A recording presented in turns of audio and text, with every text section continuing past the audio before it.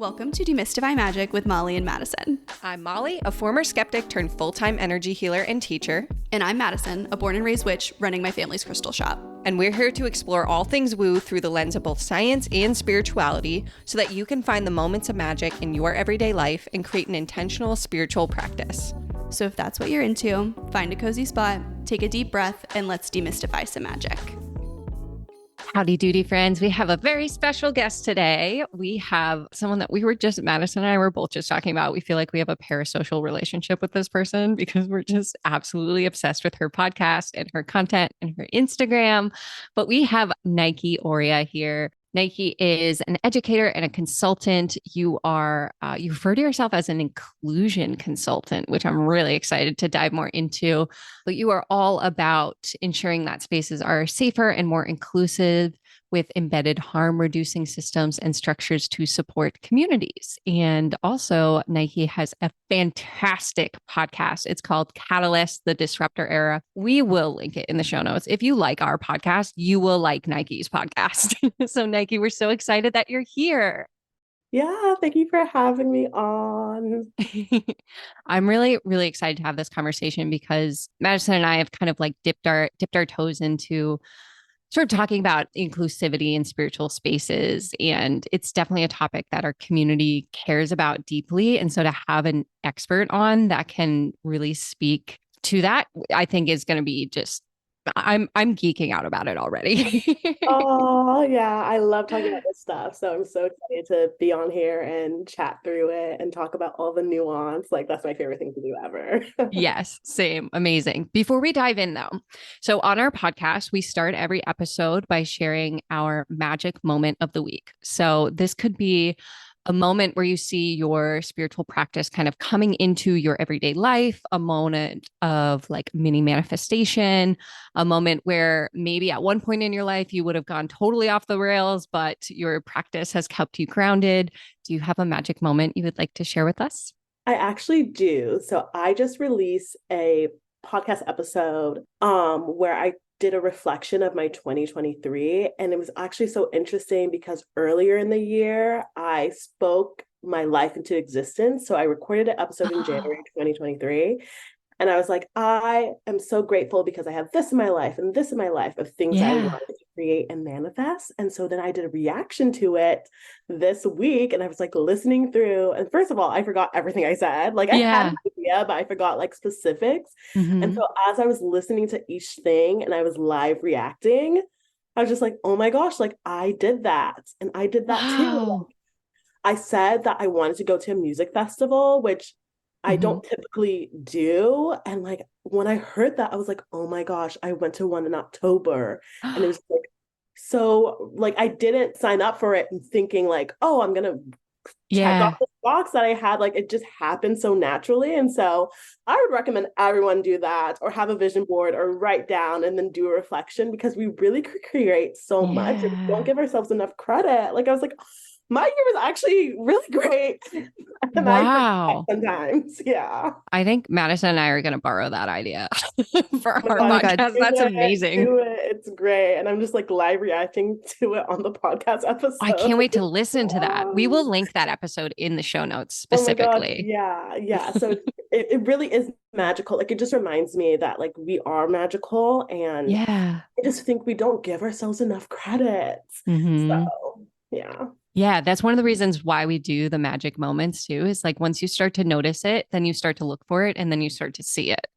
Yeah, exactly. And it's funny, we were actually just talking about how important reflection is at like the end of a year going into a new year. So that's so fun that was your magic moment. Yeah. It's like really grounding too. And sometimes we just like a moment of like, because especially me, like I have so many dreams and things I want to accomplish. So I'm like always in the future and I just need to be a little bit in the past too, like to have that recognition of like, okay, like this is where you started or this is where you were and like, this is where you want to go, but look at everything you accomplished. Yeah. I love that. All right, let's dive in. So for those who might not know you, could you give a little bit of your background, like how you got started doing this work, and even like, could you give a definition? Like, what is your job description as an inclusion consultant? Yes, yeah. Yeah, so I got into doing this. I always say my ancestors led me to do this work because when Oh, I I love that. started it, like I was in the wellness spiritual space. I got into it through podcasts, right? Like it was a Wow. time in 2018 where I was just like learning so much about myself, and there was a lot of things going on. And so I decided to listen to this one podcast that one of my really good friends would recommend to me. And then I heard someone on that podcast who then made their own podcast, and I became really a part of that community. And I was just learning and growing. And I actually started with doing goddess work, where I was like connecting to goddesses, and I learned like how a lot of energies are just like the same seed, right? Mm-hmm. But like the stories might be different or similar, and like how we really are connected, even though we come from different cultures, like we really are really connected. Because also a little backstory, but I'm West African. My parents are both born and raised in West Africa. And so like I was hearing a lot of mythologies and like stories that were connecting to like Greek mythology or Roman mythology. And so I really discovered that we really are really connected. Just the way and the perspectives and our lived experience kind of shape how we interpret things. So I was doing that. And then, oh my gosh, I hate talking about this, but I always talk about it for transparency. I decided to do divine feminine and masculine work.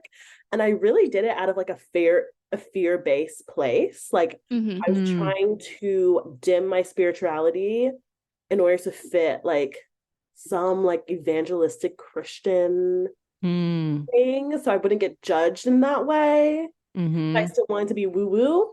Yeah.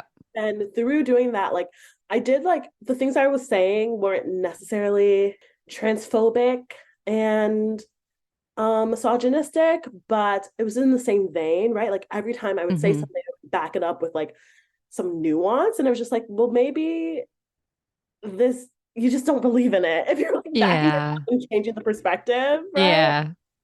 And so that's when I really like leaned into like, okay, like why do I feel inclined to align with like a social system that I really don't believe in, just because I want to be accepted or like seen as what I'm doing is acceptable. And so then that's when I really dived into ancestral healing. And then I feel like the ancestral healing pushed me into doing this work. Like I was doing a lot of ancestral healing, and I did an ancestral retreat, and it was doing really, really well. And I feel like my ancestors were like, okay, like now that you have this strong connection, we're going to propel you to like doing some more ancestral work, but through like inclusion work. And actually I have a huge line of ancestors who like, that's what they did. And they were really disruptive in systems. So basically that's how I got into like what I'm doing, which is like inclusion and equity work, especially for small businesses or communities. Yeah. What does that look like? Like, what is the inclusion work? Do you work with them one-on-one? Do you do like meetings? Like, how does that work? So far, it's been folks who they may have a business and they have a community, right? So like maybe they do courses, and so far what's been happening is like some type of harm arises and like they get called out or they get canceled or something along those lines happen. And so they just happen to find my page because I talk about that a lot. Yeah. And they try to, so basically we work on like implementing systems within your business so that they're more equitable and you're thinking about equity in your business. Implementing systems for like if harm does arise, what can you do so that you're not scrambling in the moment. And like being careful with like your language, being careful with like digital blackface, for example, or specific like harmful language that we take from like patriarchal, misogynist, like evangelistic language that like sometimes we hear it and we don't realize like what it really means, and then we're just saying it in the spiritual space. So it's kind of like that. I'm like prompting people to think about their community and community building before anything traumatizing happens in their space or to them. Because I've had clients too who are like, something happens that's traumatizing to them, and then it's hard to like lead a community when you're like navigating your own trauma too within that space. So far it's been folks like something has to happen, and then they book with me. Yeah. Not everyone, but for like my one-to-ones. And really what I'm trying to encourage is like, okay, you want to build community, that's a skill. Like community building is a skill. Thinking about equity and like how to make sure everyone in your space understands your mission and understands your capacity and what you can offer them is a skill. So yeah, it's very nuanced. I don't see anyone else do it. So it's kind of hard to explain, but yeah. That's so interesting. I hadn't considered like someone in that reactive place, like after something happens coming. What is that like to work with people who might be in that sort of like almost defensive reactive space? It's one of my favorite things to do. Not that they're traumatized, but kind of like walk people through it. Because also my background is, and I still do this, I'm a special education teacher. So like I did my master's in education, specialized education. And through that, like especially like in the education space right now, the emphasis is on creating safer spaces for students and all kids. And you learn that like children cannot learn if they feel unsafe and if they don't feel seen and if they feel neglected. It's hard for them to acquire new information. And then I work with kids all day. So like I kind of learn, and I work with neurodivergent kids all day who are not fitting like the neurotypical space, or like I don't want them to fit that, right? Because they have a neurotype. And so I've just learned like, well, number one, how important it is, but also how the root of harm is just misunderstanding. And so to kind of like validate other people when they do feel reactive is one of my favorite parts, because I feel like a lot of people don't give themselves that same validation, right? Of like the root of the harm that was caused wasn't even necessarily, it's usually never intentional. It's usually never orchestrated. It's because there's misunderstanding or something is misinformed. And if you bring clarity to your spaces, the less harm will happen. So that's what we learn in education too. Like when we tell students expectations of the space, the less that they're able to fuck up, basically. Up and then you're yelling at them that they're fucking up, then it's going to create more harm and tension and really uneasy feelings. And so we're just all big kids. So I'm just like applying what I do in that to like adult spaces, because we don't have that right now. I love that as a translation of skills of we're all just big kids and we all just need a really good teacher. It's so true. And I love that you talked about like this misunderstanding, because I feel like you mentioned before language is such a big part of your work. And I think it's so interesting. My background's in working with survivors of sexual violence. So I did 9 years of like trauma-informed training and work, and language is such a huge and powerful tool in that work too. And so I see like the overlaps in inclusion work, kind of like thinking of words and their origins that like most people just say and just spout off and they don't even think about. And that's actually, we were talking about this before we hit record, but your episode on your podcast about star seeds is the reason why I'm obsessed with you, because for the longest time, the term starseed has kind of given me the ick, but I didn't really know why. And then when I listened to your podcast and heard kind of the background of, you know, it has very Aryan roots and is very, othering and kind of pits some people as more equal than others. All of those things are things that I was like, oh, yeah, that's why I have the ick. And now I need to tell everyone to listen to this podcast episode. Can you talk more about that, or like how your work impacts your view of spirituality and your spiritual practices? Because I know you weave that into the work that you do in the podcast and everything. Yeah, definitely. Yeah. When I first entered the spiritual space, like I was so excited, and there were a lot of concepts that really resonated with me, but then there were a lot of that didn't. And I was just like, this is just replicating racism. Or like anti-Blackness. And I didn't quite understand why other people couldn't see it. But I was in a primary white space. There were a couple people of color, but not as much. And then like I did realize that there are a lot of other spiritual spaces that are like just Black women, or Indigenous woman, right? And there's not a lot of intersectionality. And I get why, because people are like repeating things in a different font, but it's like the same message that you've heard all your life. You don't really want to be in that space. I really value diversity and intersectionality. So I was like, okay, I want to find solace in the spaces that get me, but I also want to bring awareness in these other spaces too, because it's just like a lack of awareness sometimes.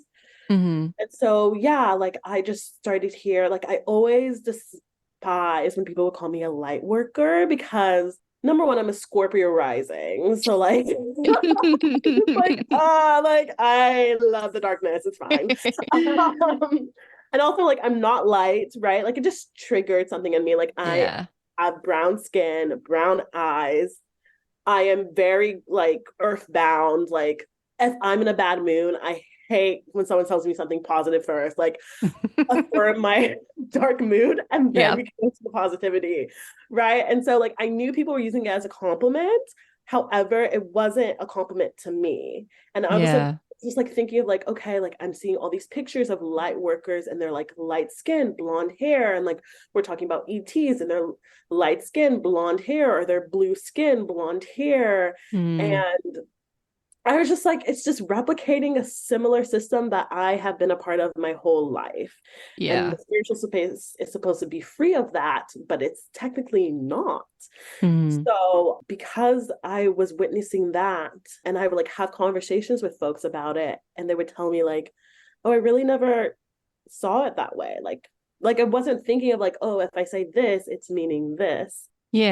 And so it just made me really analyze the language that I was using, and also became kind of a way for me to protect myself from entering spaces that were using similar language because they probably hadn't done the work. And that means that they're not really making sure that their spaces are safer in other ways, right? Like because your language is, I say that the language is kind of the gateway, right, to your space, because it's like your messaging.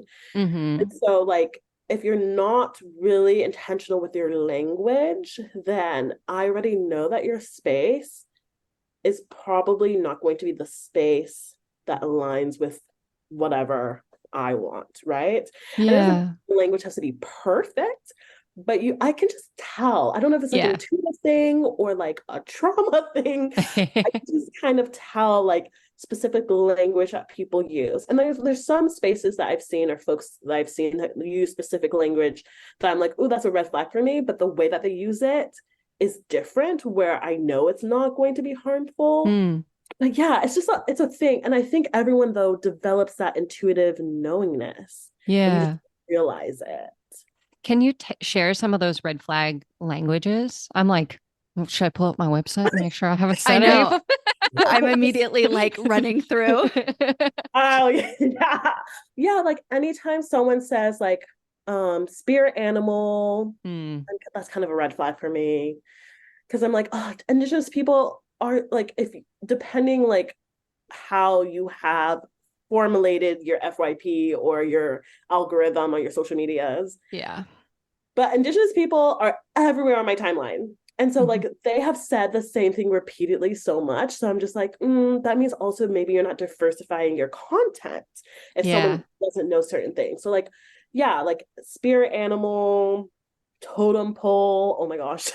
Totem pole. Any depiction that's really anti-Semitic, like any dog whistles, up leveling, because that's very individualistic, or I mean, less like 3D, 5D. I get what people are saying, but sometimes I'm like, I don't know which space you're going to be. Like, are you going to be in the light?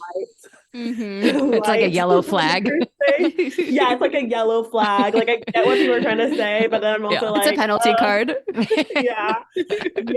When people like call their tribes, because like I actually have tribes, and so I'm just like, I don't know what y'all are actually specifically saying. And there's like a lot of trauma around tribes with like and stuff. So I'm like, that's interesting. So things like that, right? And it's just like standard language, and people might be listening to this and say like, I use that all the time. Oh my gosh. And it's not to say like you are inherently doing something really bad, but it also shows that maybe you haven't looked into the terms that you have readily accepted using your vocabulary. Yeah. I think we should always do that. I know. I feel like I'm learning a new term all the time that I'm like, okay, take that one out of the vocabulary. And I think it's so interesting because it's so easy to go to that like reactionary place of like, I'm bad, I'm terrible, I'm horrible, like I've used this term, blah, blah, blah. But like there's also this opportunity to just like step back and come into a place of curiosity and be like, where did this term come from? Why is it in my vocabulary? And like, what could I use instead? Yeah, exactly. Like I just did, this is kind of a tangent, but I just did a neurodiversity workshop at my district.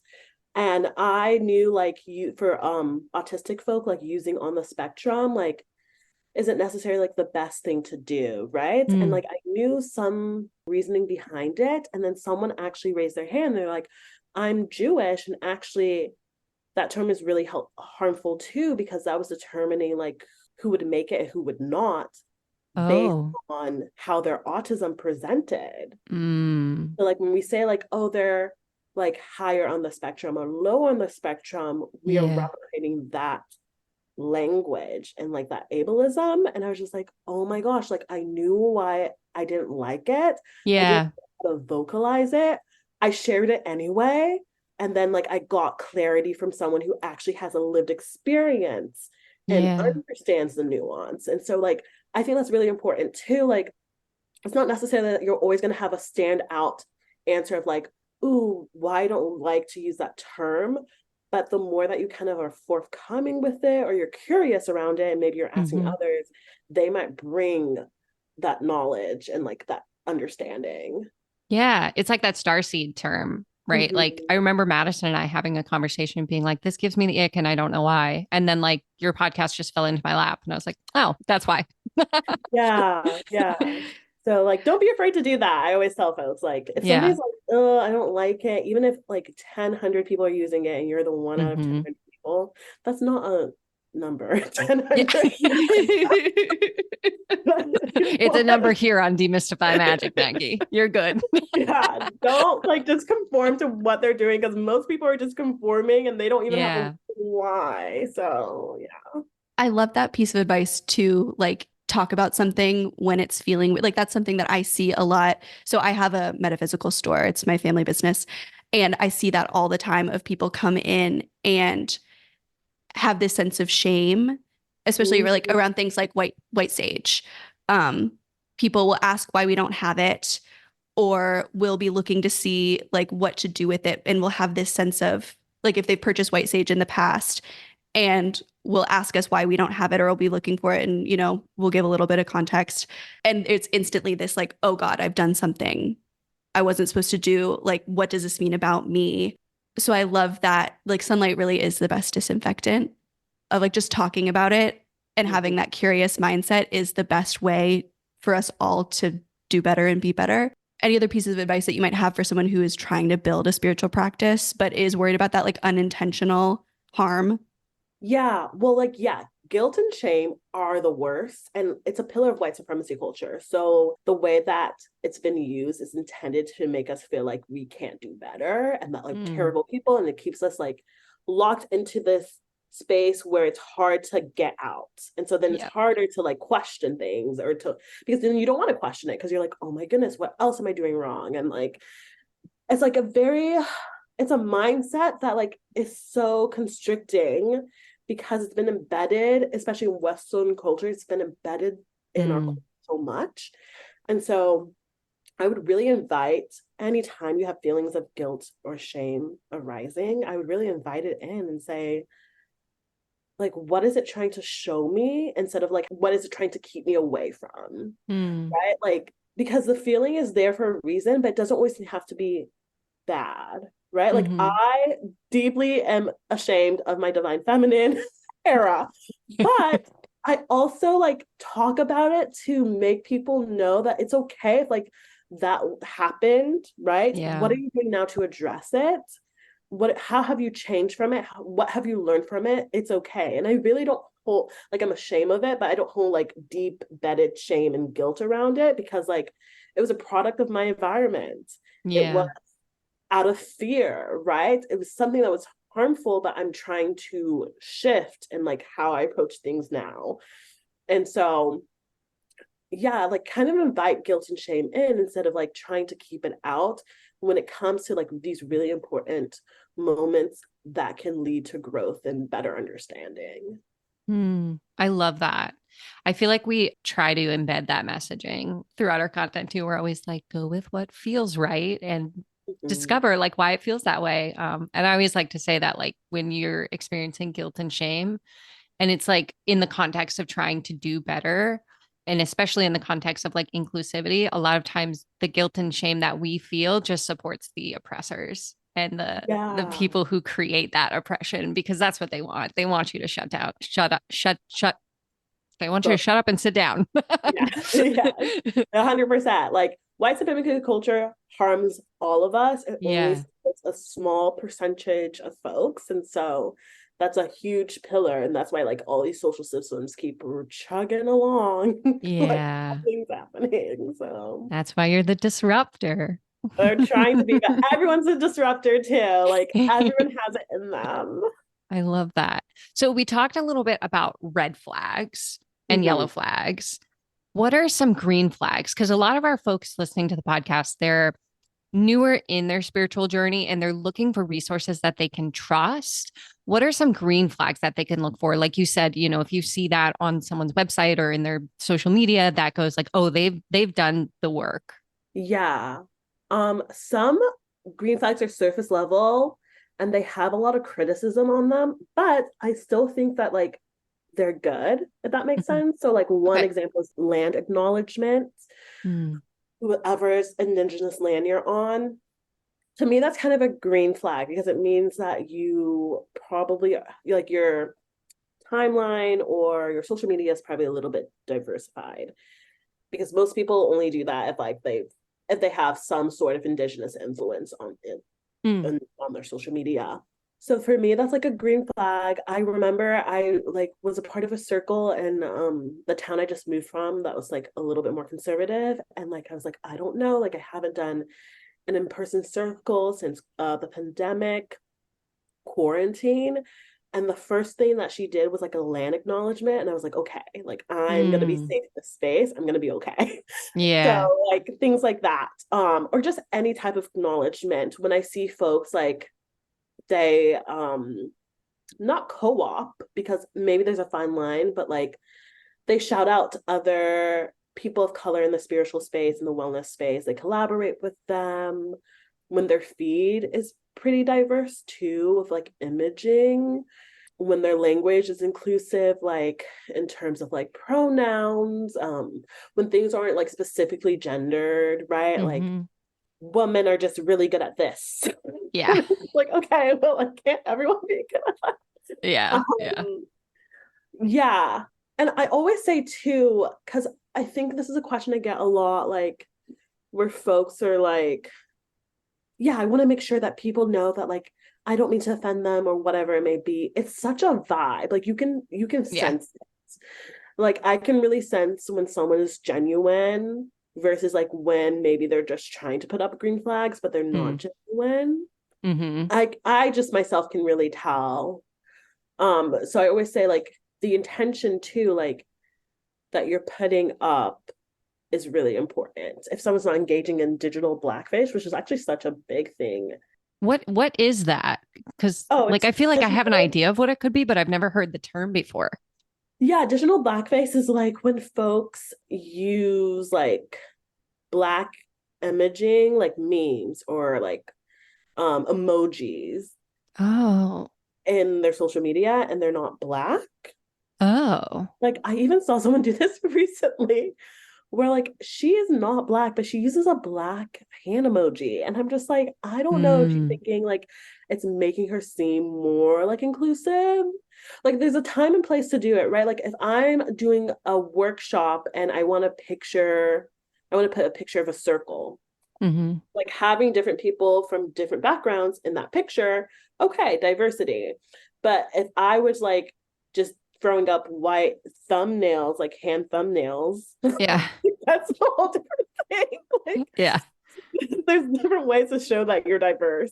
Yeah. I even see like indigenous coding. So like some folks will use like emojis or just like their nuanced background to make it seem like they're not culturally appropriating, like, but they might be. Oh, Like I yeah. had a Like it's an conversation. excuse. Yeah, I had a conversation with someone who wanted to work with me and I turned them down because they're like, and you know, like I'm also Black. And I'm like, okay, like Black looks so different. But like they were trying to justify it of like, I'm 3.5 African, like in my DNA.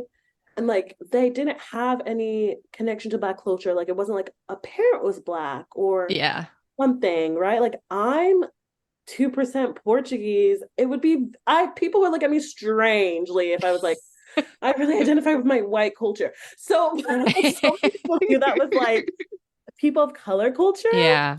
And I think it's sometimes to prove something or to feel like they're a part of something so they can do an activity, and it's just never that deep.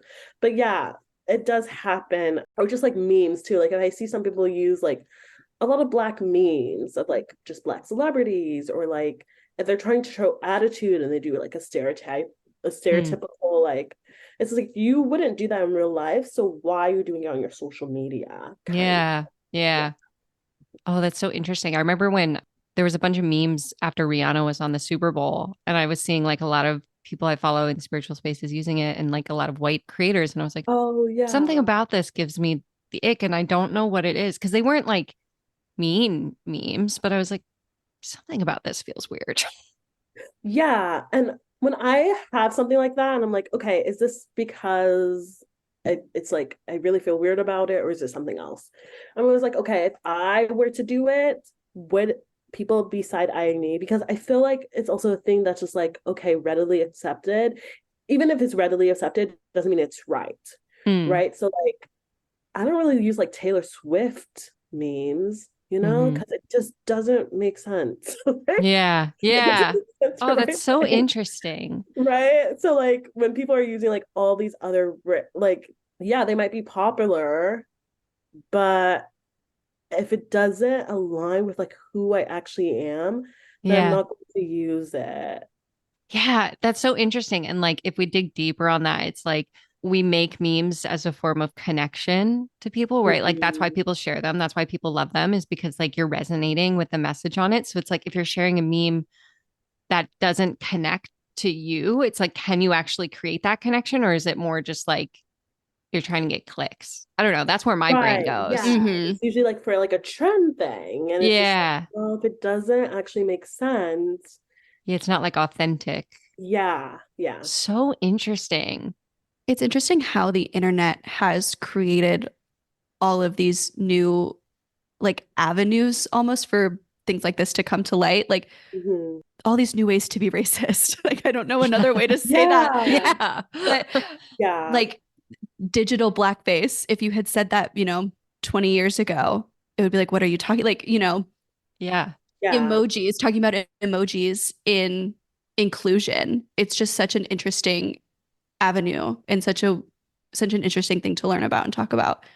Yeah, definitely. And I don't know, have y'all ever seen that meme? This might be Black Twitter, but or not meme, but it was like situation where, and I see this on TikTok all the time, where like someone will say something, especially, or I've only seen it was like regards to blackness, right? Like someone might make a video about like this thing is really racist, and then I'll see comments are like, I'm Black and I didn't get offended. And there was like something that happened where this guy he would do on Twitter, right? And so he had a separate account and he put like he put a Black person as his picture, and he would use Black emojis, and he would always say that, right? Like, well, I'm Mm. Black and I didn't get offended by this. But once he tweeted it from his own account, and it was just like this white man.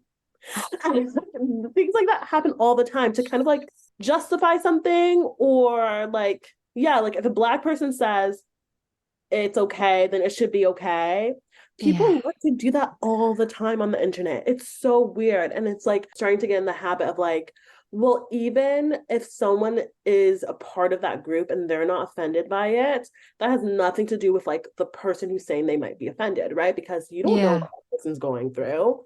Maybe they have deep-seated self-hatred. Maybe Mm-hmm. they feel like if they say it's okay, that they'll still have their community. Like you don't know where they live, you don't know who's around them. Like, Right. so that shouldn't justify it, but people think it does, and it's just like so weird. Like, yeah. Yeah.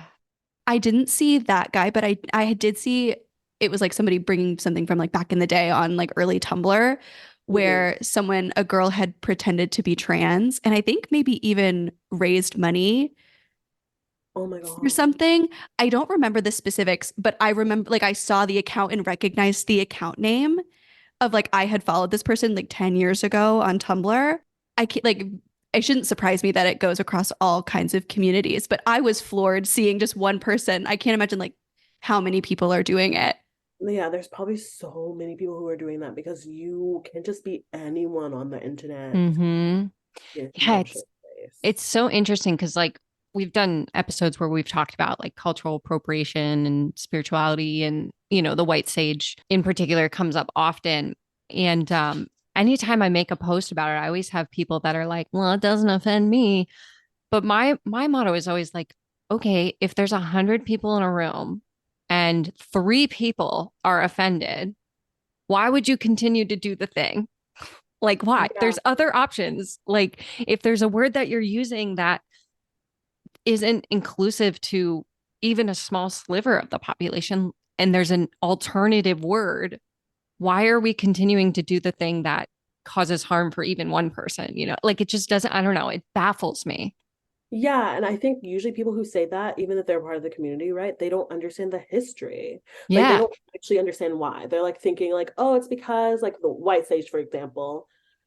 Yeah, it's because indigenous people don't want other people to use it. They're gatekeeping. And it's like, no, like indigenous people in the United States were not United States and Canada actually, because Canada always gets a pass. Were not able, it was illegal for them to practice their indigenous spirituality until the 1970s. Mm-hmm. Like they were Yeah. banned from actually practicing their culture, Mm-hmm. and they were harmed in the meanwhile too. So yeah, they're like, Yeah. please don't use it because also like the wreck that capitalism has done to Mm-hmm. harvesting it. There's so many other herbs, I right? know. Like there's so many other things you could do. So like it's okay. Like I burned eucalyptus. Yeah, I love eucalyptus. Mm-hmm. That's my Yeah. fave. And I think of it as like contributing to a system, right? So it's less about like, oh my gosh, I can't burn this herb. It's like, oh my gosh, I refuse to contribute to a system of harm. Yes. Mm-hmm. Yes, exactly. And it's like baffling to me because, like, I don't know, this might be just like me, but it just baffles me when people are like, oh, but they sell it at like Urban Outfitters. So now it's fine. But it's like if you were, an indigenous person wanting to use white sage, just a couple of decades ago, it wasn't in Urban Outfitters and you were like either imprisoned or worse for using it. So Yeah. it's like now that white people can use it, anyone can use it. Like that doesn't seem right. Yeah. And also it's so weird to buy those things from It's so weird. Yeah. It's very weird. so nice. And it's also like it's just a weird vibe. Like even I love, do y'all know the store? Because I know you're on East Coast, but I'm from the Hmm. East Coast too. But do y'all know the store Five and Below? Yeah. Yeah. Yes. Okay, Yes, like we I have it. love Five and Below. It's such a fun store, but like they sell like sometimes crystals and Yeah. like sage and stuff, and I'm like, the vibe is off. Yeah. Yes. The vibe is weird. My Yeah. mom and I were in a Five Below actually a couple days ago, and she had never been in one before. And so we found the little like crystal, like the little spiritual section. And it's like these boxes of crystals that like are very clearly dyed bright pink. And Yeah. they're all like thrown around in their box. And like this white sage is shedding all over the place. It's like, this is just not, I don't even want to know where that's coming from. Yeah, it's like not good vibes. Like if you're buying your sage from Urban Outfitters, like you are the bad energy. Yeah. Yeah, there's no cleansing that can be done here. Yeah, especially since like you could go to the Dollar Tree and get like a packet of cinnamon sticks and burn those instead, or like a bay Yeah. leaf, or like rosemary, or like, like there's so many other options, or just get a bell, Yeah, like some so sound many other cleanse. things. Just yell really loudly. That's what I do sometimes. Yeah, and people are missing out though. Like they're actually missing out because like the stubbornness too of like, no, I'm gonna still burn my white sage. Okay, well, like you could burn something else and like get where you're trying to get much more quicker. Yeah. Mhm. Yeah. And I think so much of like spirituality that we forget because we're wrapped up in capitalism is like the goal of your spiritual practice is to connect with your authentic self. And our authentic selves are not racist assholes. So, like, is the Oh. white sage actually accomplishing what we think it is? Or is it bringing us further away from our goal in our practice? Exactly. Mhm. And the reason why people use white sage too is that usually that's the first thing that was introduced to them when Yeah. they're in their spiritual space. And it's And the I most think, accessible, right? You can buy it at Urban Outfitters, the Dollar Tree, like it's everywhere. yeah, but I've had people who like, I have a conversation with them and they're like, this fact about spirituality. And I'm like, okay, that's interesting. And like, where did you hear that? And they're like, well, my first mentor told me this. And I'm like, like, do you believe that? Or is it just because the first Yeah. person that you met when you enter the spiritual space told you that and you took it as fact? Like, that Mm-hmm. concerns me sometimes Yeah. because there's some things like, I don't know if on TikTok, if you remember the lady who said the moon was evil. No. What? No. I'm Oh sorry. I shouldn't laugh my at that, but No. I was I not, need to I see didn't know it. what was coming out of your mouth. And that was God. not anywhere I close need to to what I see could it. expect. I I need need to it find her immediately. again. I think I blocked her, but like she made so many videos. I could probably find her and send it to you. But she made so many videos about like Please. how the moon is evil, how there are ETs, and she was being very anti-black because she was depicting the ETs as a black people. How those are the moon Oh, ETs, and the moon takes all our energies, and that's why she what? doesn't do moon circles, and she doesn't even acknowledge the moon like when it's in the sky. It was so bizarre. But imagine if you're introduced, like you're going through a hard time, Yeah. you're very vulnerable. Everything in your life is like really hard. And you this is the first person you see, and you're in your spiritual journey, and you're like, Yeah. the moon is the one that's fucking taking all my energy. I'm sorry, I don't know if I can curse. Yeah, You please. can. Please do. It's taking my energy. You're gonna, yeah, this is the moon. It's the moon. And so Wow. convincing. She like lives in Costa Rica or something. She calls herself like Mama something. But Oh yeah, my God. it's Wow. like we can't just believe these things. I need to see this content. I hear that a lot because I teach Reiki, and a lot of times I'll get like people who have been told like Reiki's the devil, Reiki invites demons in. And one of the things that I always like to like help people see is when Reiki came over to the United States, it was during World War II, and it's a Japanese practice, and there was literal fear campaigns created by the US government and military to create fear around Japanese culture and practices. And so if we trace the origin of like some of these rumors, we're going to find those threads. And so it's important to like have the context of that history. But like for me, when I went through my first Reiki training, I never learned any of that. I didn't learn that history until I started teaching Reiki and created my own timeline. I was like, wait a second, was Pearl Harbor right around now?